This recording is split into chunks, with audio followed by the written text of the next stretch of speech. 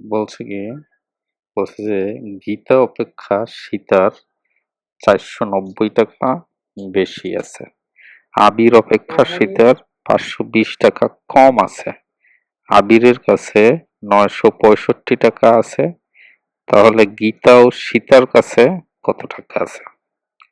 দেখি আমরা যে কার কাছে কত টাকা আছে। তাহলে কি আছে এখানে? আবিরের কাছে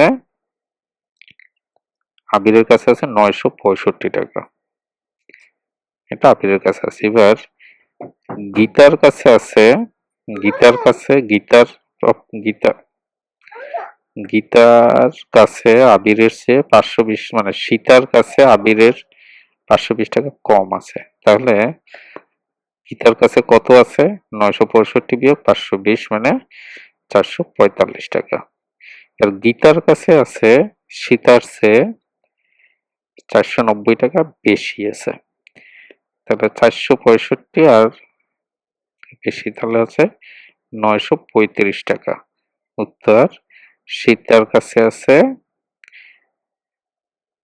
445 টাকা এবং সীতার কাছে আছে 935 টাকা। মানে গীতার কাছে আছে 435 টাকা এবং গীতার কাছে আছে 935 টাকা।